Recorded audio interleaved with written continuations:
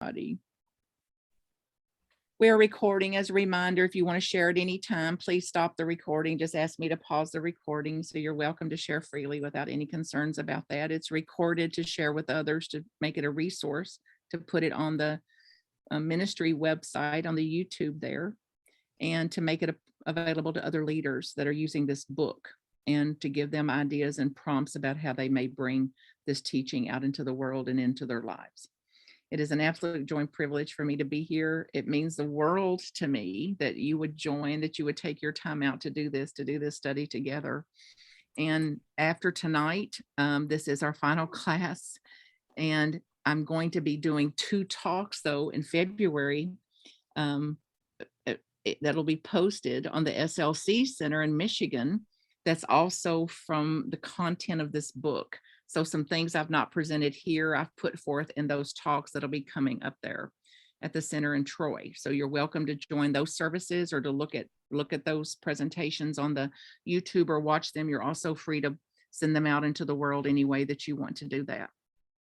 And then March classes coming up will be on Tuesday nights at the same time, and it is healing, awakening from grief, awakening through grief, and grief recovery. And it's 4 or 5 sessions on Tuesday nights at the same time, with different speakers with me each week. That I would say it's hard to say somebody's an expert at grief, but I'll say they've got a lot of experience in grief and losses that are substantial and very, very meaningful, heartfelt, spiritual, emotional processes and ways, and books, including John, who will kick off the series, is called Awakening from Grief, John Welshon's, and he's the first one. So if you want to join in, do that. And people have already asked me, Martha, somebody needs this, can I include them? Yes, yes, yes.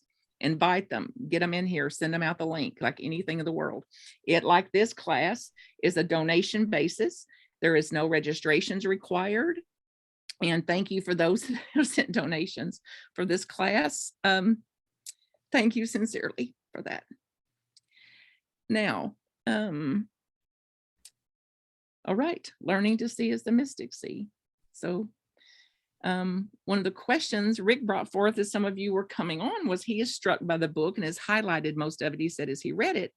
And he wants to open a conversation about how we went from our sense of wonder,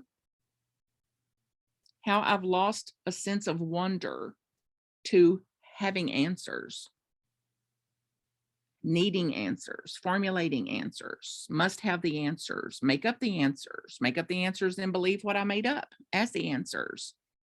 And the more we do it, the less and less wonder we have. So one of my primary spiritual practices is to accept the mystery of it. So when I can't make sense out of things, when I can't kind of connect the dots, when I've suffered enough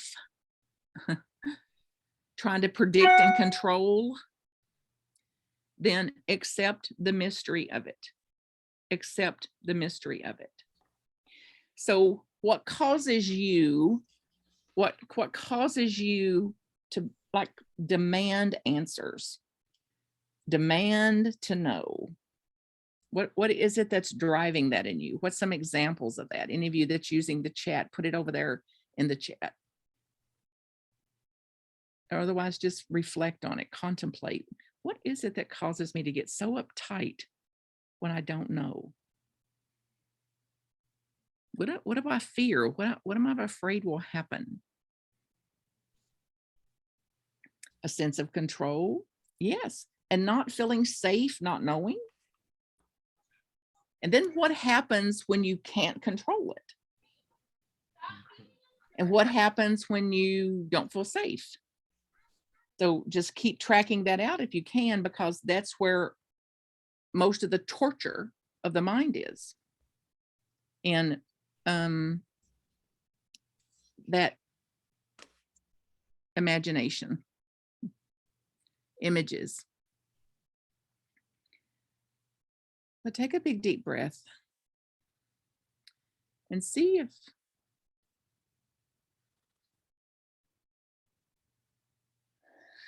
Peggy says, yeah, it makes me feel safe. Like I have a plan. That's what I meant by, yes, I just made up something and then believed what I made up. And then when that plan doesn't unfold that way, then what? When the plan I invested in, when the plan I took action for, when the plan I prayed for doesn't unfold according to my plan, then what? So it's obvious suffering. Yes, Jack says, not knowing why I'm here. Do I matter? What purpose do I have? Not having any kind of control. Got to know the answers. It's not okay not to have the answers. And if you don't have them, pretend you have them. You better look good, like keep some image going.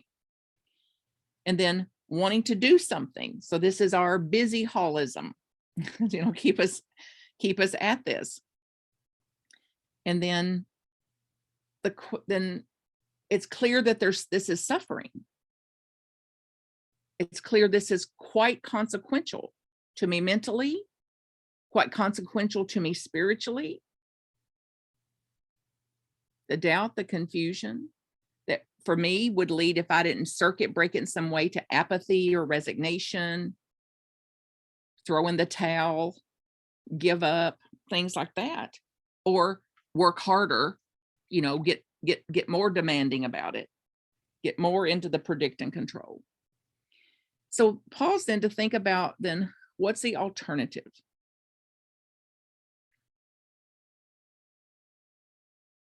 The alternative to all of this. And let's say then it's wonder, to be in a sense of wonder. I wonder how it will unfold versus this is how it better unfold. I wonder what their reactions are going to be versus they better react this way. I wonder what the effect of this will be versus I've got to control what the effect of this is. So what benefit do you see of adding a dose of wonder to your own life? Even see if you can use the words. I wonder. I wonder.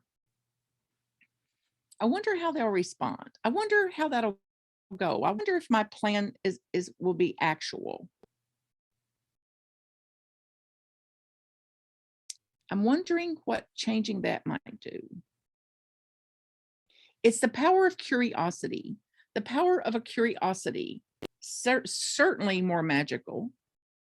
And if our teachings are true, certainly more creative in creating what we actually may be dreaming of, instead of praying through worry that what I'm afraid of doesn't happen. So what would wonder be like? What would adding a level of wonder to your life be like? What would it be like in you to be more in wonder? Thank you, Elizabeth. She says it'll feel wonderful. She's never thought of the word even that way. Some relief would come. Absolutely. And at a minimum, could you stand a little more relief?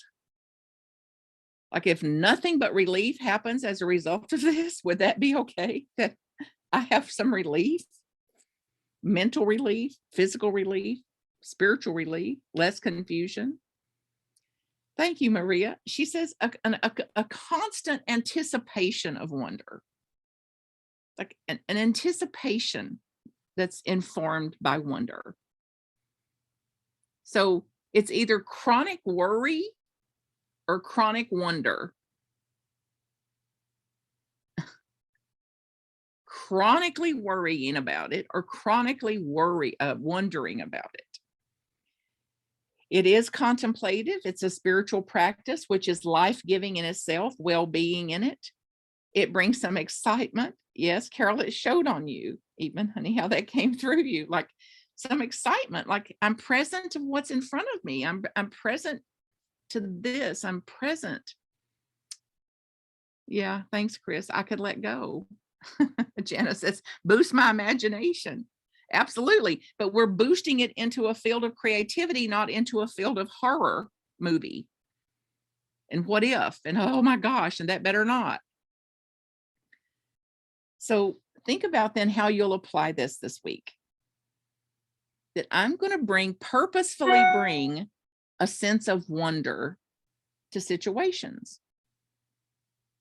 So it's very real for me.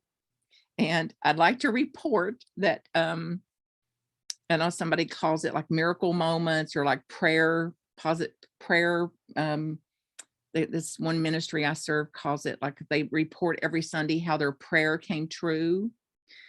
So I brought a sense of wonder to a situation in my life with my nephew, who's close, like being a son, although I don't have children, he's close to being like a son, so that my relationship with him is like that. The way my heart feels about him is like he's my heart son. And I brought some acceptance to a situation that he's in, and then a very big dose of wonder. I wonder how long this will go on. I wonder how I can be with this without being so stressed over it. I wonder about this. And I'm telling you, the very next day, this was on a Monday night in my prayer practice. The very next day, he called me and said the situation had resolved. The situation was different. It was different. Now, who knows what caused that? But it sure felt good to do my acceptance, to do my allowing, to do my creating, to do my wondering. And it felt really good to get myself off the hook of something I had no control over at all. So thank you, Maria. Wonderful, full of wonder, full of wonder. Now the mind's going to resist this as usual, because it's like, oh God, this is so dumb. She surely doesn't think that she caused that or she created that. I mean, that never happens to me. Everything bad happens to me. So just know this is to deal with. And we're here to practice. We're here to say, I'm going to give it a go. I'm going to see what could change in my situations, in my circumstances, in my relationships, in my life, in my peace of mind, by adding a large heaping dose of wonder to it. Nothing to lose. Maybe some wonder to find, maybe some wonderful experiences to find. And on that note, what I put forth from this book, which is so much that I want to bring forth for tonight, and this being the last class of this series, and this is from the appendix in the book, if you have the book and you want to refer to it, which is a commentary on an examination of what a joyful mind.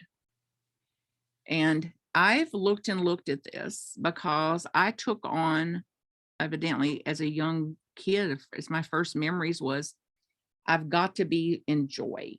I've got to be joy. And then was naive enough to think it was possible. Then I thought, it's not joy because everything goes my way. It's finding some joy in whatever way it goes. We call it positive thinking. We call it all sorts of things. It says, I don't have to be glad that it happened.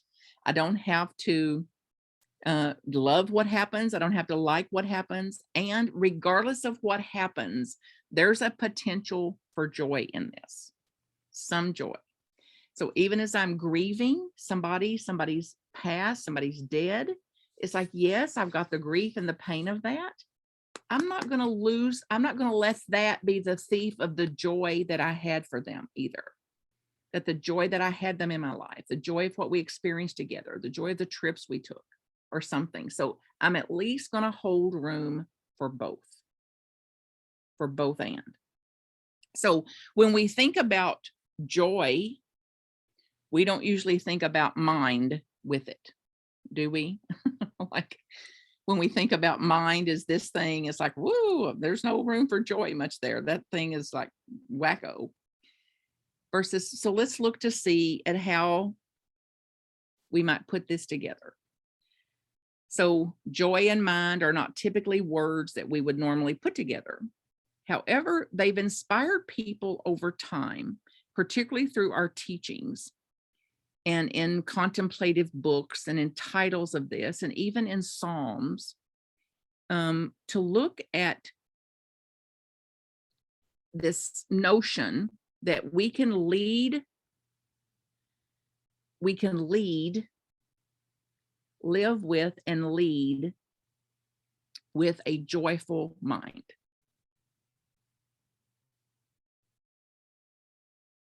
So regardless of what's happened, it's not minus joy. So regardless of what's happening, how to keep some joy accessible. So then think about this. So then for the mind, for our experience to have joy in it, to be more joyful, it cannot be if our mind continuously needs to be right. So then the need to be right is a thief of joy. So who has control over that? So I don't have to do something to make me joyful. I don't have to have somebody to do something to make me joy. I can have more joy by dropping my need and demand and requirement to be right, and to subsequently prove that I'm right, and the suffering that goes with it. This means, and so that's number one. So this are some like maybe assignments if you take them for like, okay, this week I'm going to catch myself needing to be right. And I shared this on the early meetings with you, that one of my right behind accept the mystery of it is go with it. Go with it. Now, this is how I practice not having to be right all the time and not having to have an opinion on everything. So when someone says, hey, Martha, grab that red platter and cut this turkey up and put on it, I don't have to go, well, now there's a blue one. We could use the blue platter. Or, oh my God, we could use the round one because that would fit on the table so much more nicely. Or, oh, we could use the polka dot one because it's Valentine's Day. Or I can like get the freaking red platter and cut turkey and put on it. Sound easy? It's easier with practice. Oh, let me follow the simple directions for my own sake.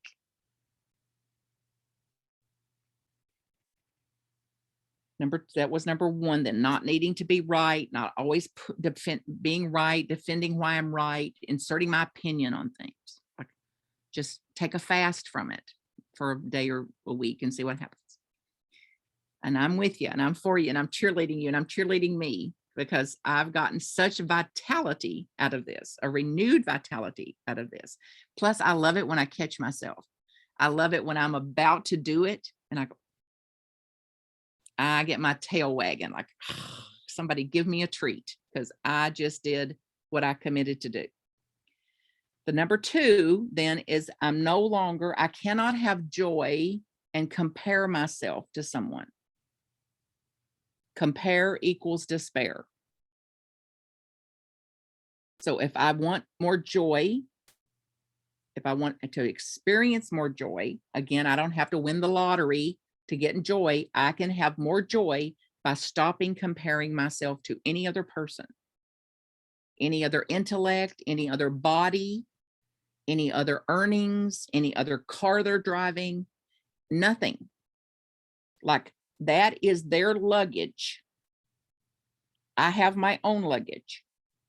So just like at the airport, when all those bags are going around that carousel, you don't pick up their bag because it ain't your bag.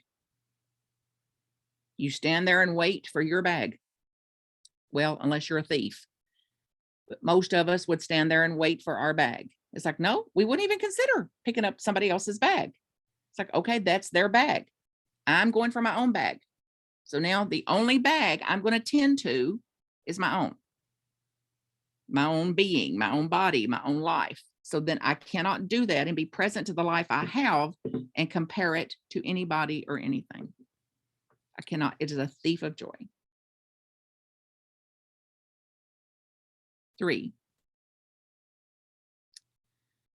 when you drop competing for more joy, this notion of competition. Now, the mind would say, I don't compete. I'm not a competitive person. My mother was a competitive person. My brother's a competitive person. It's like, of course we compete. Of course. We even compete for misery. Somebody can say, oh my God, I had COVID. I was sick 3 days, I had a temperature of 103. And it's like, oh girl, 5 days, temperature of 107. I couldn't get out of the bed 10 straight days. So we got to come in and one up the misery. So even competition like that. Like, oh my gosh, I earned $50,000. It's like, I earned $50,000 when I was 30 years old. I'm up to 150,000. It's like, it's not mine. That's not my luggage. That's not my assignment. So no comparisons, and no competing. Like neither good nor bad, neither better or worse, just clear about what is mine, what I can do something about, and cultivating joy.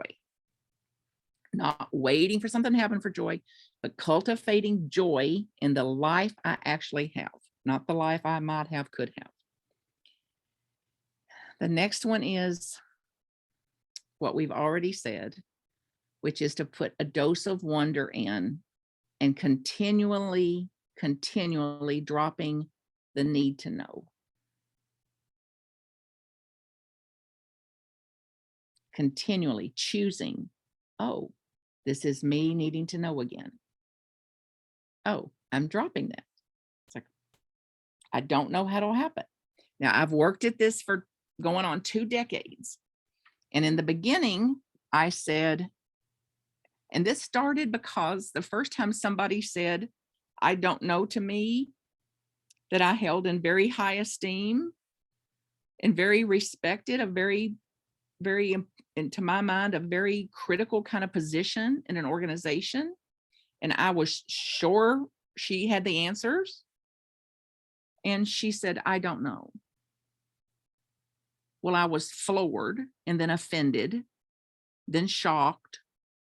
Then I repeated the question because I was sure she didn't comprehend it. And she said, I don't know. And it freed me. It's the moments Phil McGraw speaks about.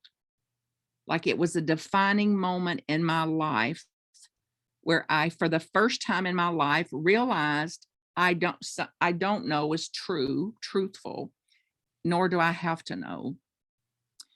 And I don't have to pretend that I know and be ashamed that I don't know. So from that day, and that was about 2003 or 4, I started practicing using the words, I don't know. How is this going to turn out? I don't know. Here's what I've done in preparation for it. How's it going to turn out? I don't know. I don't know. So this drives this part of the mind, though, nuts to say, I don't know. Even say it now if you can. Just say it out loud. I don't know. I don't know. I don't know. And see, is it frightening or freeing? I don't know. And some of you have already got this wonder thing going because it shows in your face. Because when you said you don't know, it's like you didn't mind as much. I don't know. I don't know. Then I noticed I was getting kind of rote about that. So I stopped that and started saying, God knows. So how's this project going to turn out? God knows. How long is this church going to keep me employed? God knows. How long is he going to go unemployed? God knows.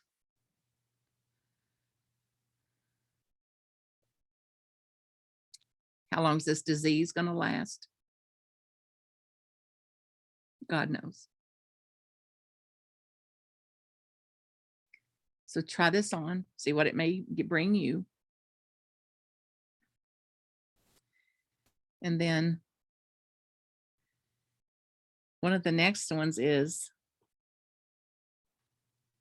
let me make sure I've not missed any question here. So a question is, how about including comparing myself to the perfect ideal? It's like the same thing. So it's like the mind will make up, this is the perfect ideal of me. Then reality says, no, this is me. So I imagine this is the ideal me. Reality reports in as this. Where's the problem?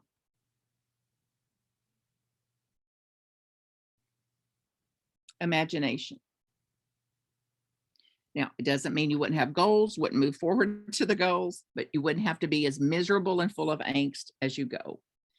So then, and even it could be comparing, well, I'm compared, one of the women on the class last night said, another class said, oh my God, but I can't even lift my suitcase up into the overhead bin now.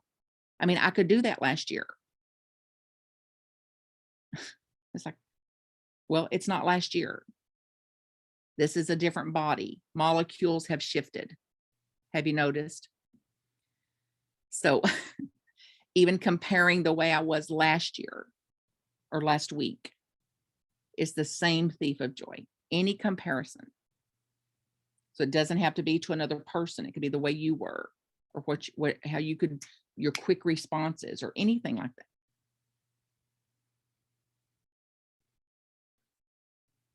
Yeah.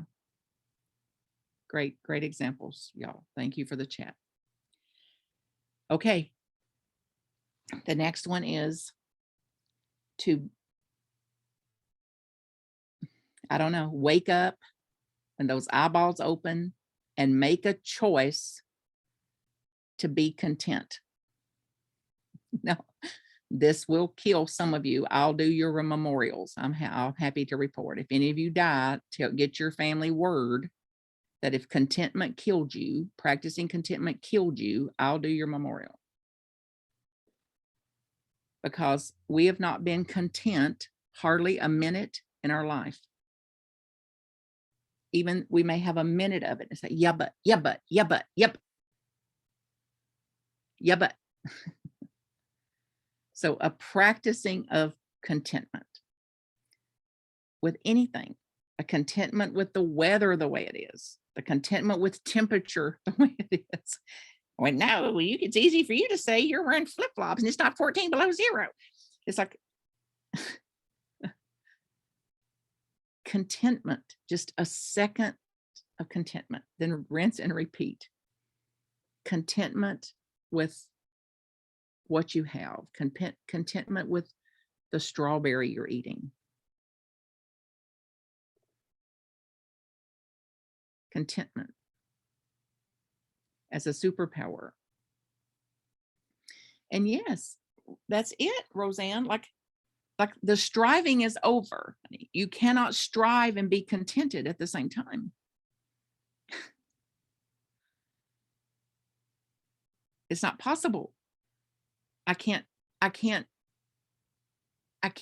be present to what I am and stop comparing, and the comparisons where the striving is. So as I stop some of that, then the striving is also done. So that's the whole nature of this, the part of the intent here and the practicing of this. Now this, so, you know, in New Thought, I mean, we're some of the most righteous, indignant people I've ever met are in New Thought. It's like, oh my God, well, we don't believe like those fundamentals. Of course not. We don't believe in evil and good, and we don't believe in good and bad, and we don't believe in sin. And I'm like, of course we do.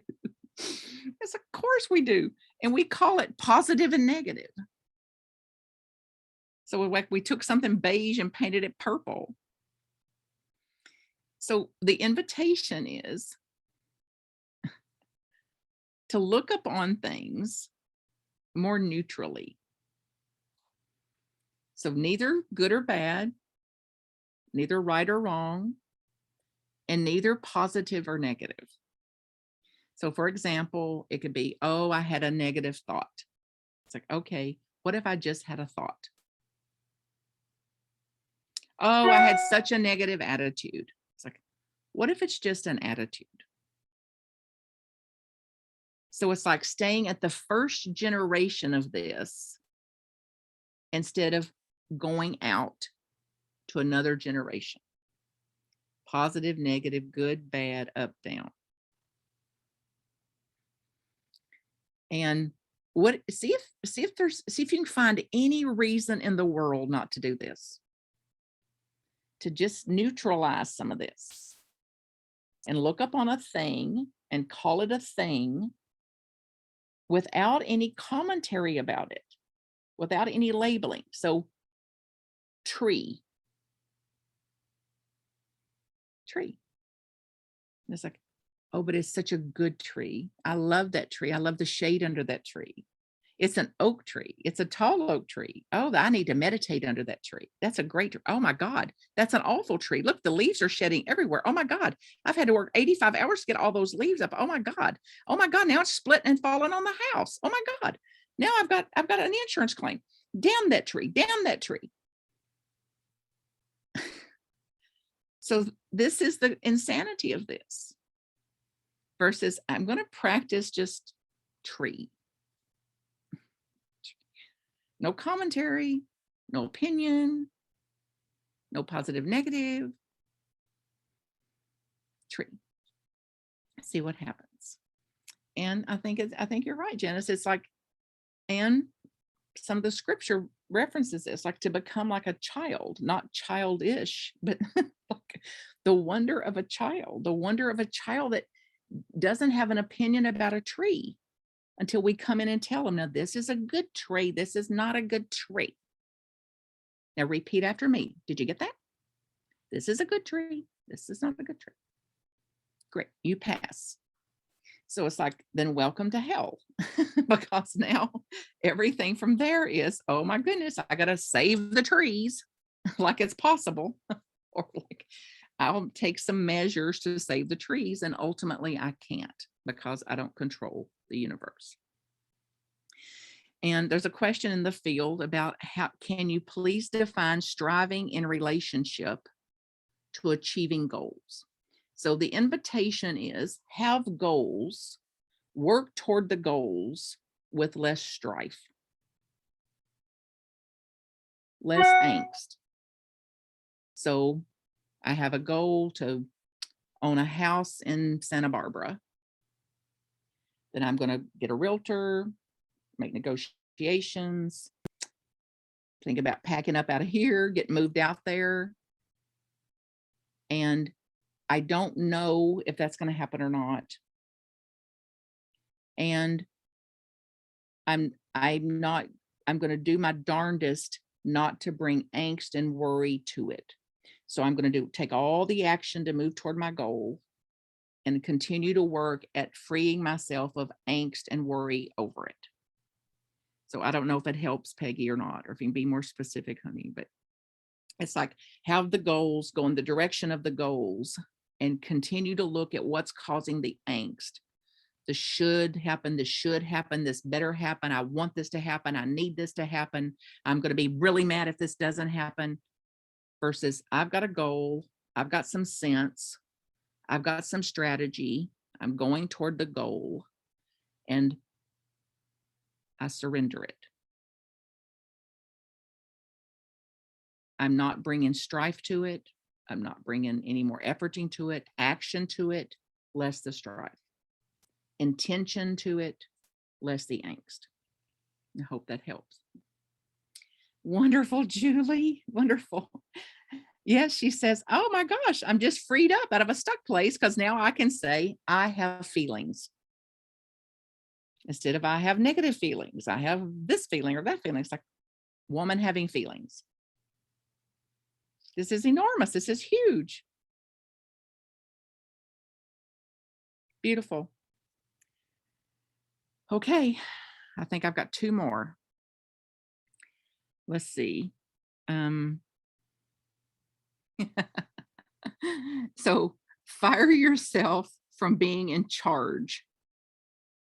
So I'm working with a group of leaders this week, 9 of us that are large and in charge. So imagine how that's going. The good news is most of us are aware of it, so we can regulate ourselves just a tad. So far, nobody's bitten, scratched, cussed, or threatened anybody at the table.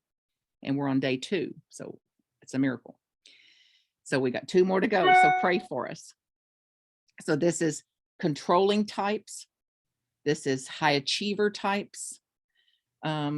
What was it? Some of that we're looking at our personalities again, and one of it is somebody that's a stickler. If you're a stickler type. So if you want to do this, there's a website called Positive Intelligence, positiveintelligence.com. And there's a free assessment on there where you can look at what your inner saboteurs are. Your inner saboteurs. Now, anytime I can get some insight to myself, I want it because I'm looking deeply. I'm looking at all avenues because I know I have a nose on my face and I cannot see my nose. So I use other people. I use mirroring things to show me what's going on here. So this has been helpful again.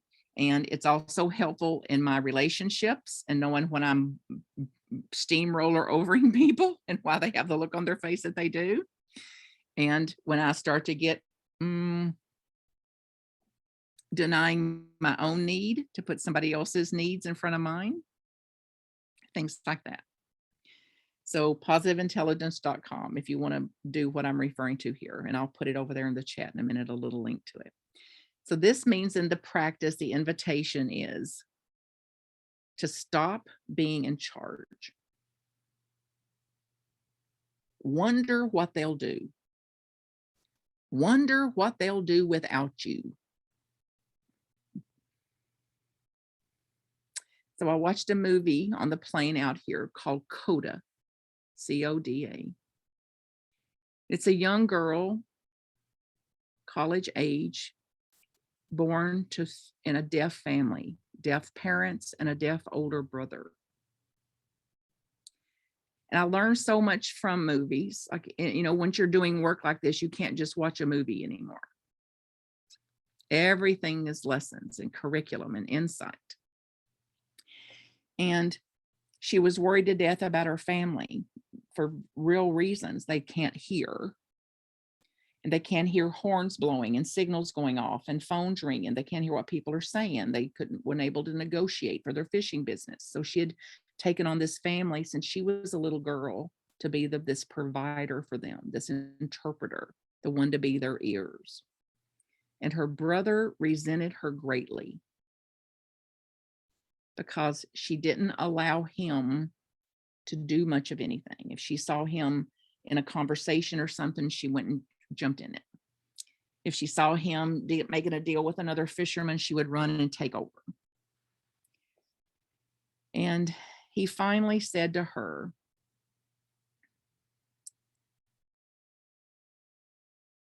give us a chance to figure out what we're going to do without you. Because she was about not to go to college because she couldn't bear to separate from them. Because she was worried to death about what would become of them. And he said, trust us to find a resource for ourselves. So if you're not our resource, we will find a resource for us. So you do not have to continue in this role that you're in. And one, by the way, that you resent. Can you relate? Anybody out there? Like we do and do and do and do and do and do for them and then resent them for what we are doing for them. So it's like, let me not be in charge. Let me wait for directions. Let me wait for an invitation. Martha, can you chime in here? Martha, do you have any experience with this? Because if I'm practicing no commentary, if I'm practicing not having an opinion, If I'm practicing wonder, then it's going to be a little easier not to be large and in charge in as many situations as I am. So then there's more graciousness, grace, I'd say, presence.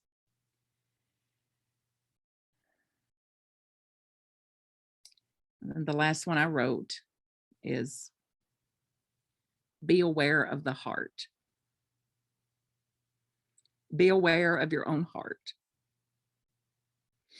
And in this other group I'm facilitating, we took on a assignment, a little 30-day challenge to not speak the word love. To not speak it or write it. Some of you are on here. You see some of them going, it's hard, it's hard, it's hard. It's hard. It's impossible. I mean, even those of us doing it still slip up. We still do it. We still say it. We still write it. And one day I started to say it and caught myself and went, oh, I LOVEU. And they went, that's cheating. So the notion here is to see, how can I convey love? How can I convey love without saying it? So then when somebody says, I love you, Martha, I love you too, it's like, I didn't convey a feeling of love. That was a habituated, knee-jerk response. Not a conveyance of what my heart feels, which might be then something like, wow, you love me? Now that's a miracle. Whoa.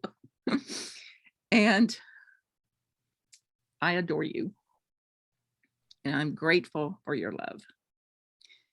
Or I appreciate you. Or now some of the folks are texting me, and what they're saying things like, I chocolate you. I Malamar cookie you. I something that's brought a little levity to it. So see if you want to take it on as something that would uplift joy, uplift wonder. I wonder how I'm going to respond. I wonder how I'm going to do it. See if you want to do it. And the notion is to medicine our heart, to be present to my own heart. And before instead of speaking the word, that I'm going to hold the energy of love at my heart, in my heart, and convey it through my heart with maybe that word. But if I'm going to use that word, then it's not going to be out of a knee-jerk use of that word. It is going to be with some presence and some mindfulness. All right, that's a lot. Do you feel like you've been in a big waterfall? So if you're using the book, this is in the appendix. You can refer to what I was referring to as I presented it here tonight. And then think about some ways that you might do it. And if you don't try to do all of this, just pick one or two that you're willing to give it a little go. Like, I think I got it in me to do that. And as you contemplate like what that might be, what the 2 or 3 that you're going to give some go at this week, begin to imagine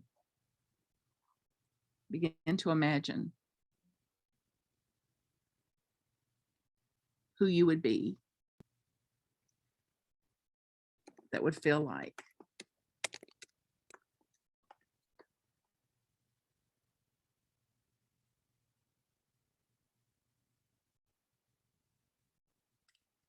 As you hold that silence, we'll uplift it with this prayer and this chant. And this is a chanting of the Lord's Prayer in Aramaic. And thank you, Maria. Go ahead, honey.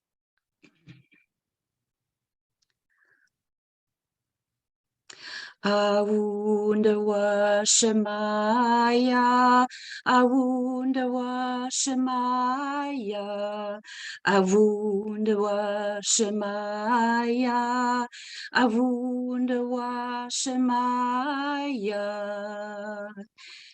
Niskadishmach, Niskadishmach, Niskadishmach, Niskadashmach, Niskadashmach, Niskadesh Shema. Tete malkutach, Tete malkutach, Tete malkutach, Tete malkutach, Tete malkutach, Tete malkutach, Tete malkutach. Nechwe tzivianach haikana, Debashemaya af ba'arha. Nechwe tzivianach haikana, Debashemaya af ba'arha. Havlan lachma de sun kenan yaumana. Havlan lachma de sun kenan yaumana. Washwo klannachau bein wachtahin. I Canada frunan shwo kan lul chaya bein. Washwo klannachau bein wachtahin. I Canada frunan shwo kan lul chaya bein. Wela tachalan lenesuna ela padzan min bisha.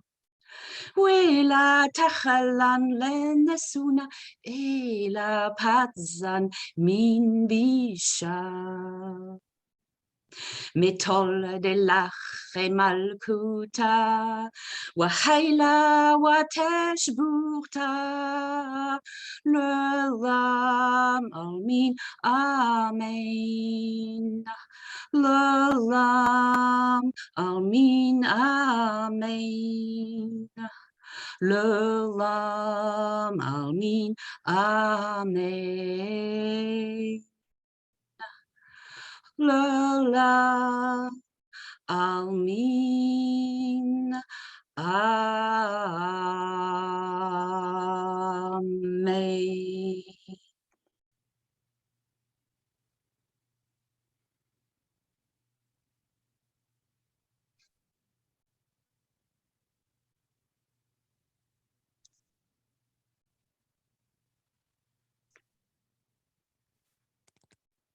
Thank you, honey.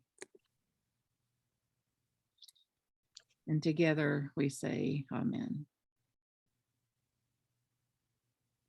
Amen. Amen.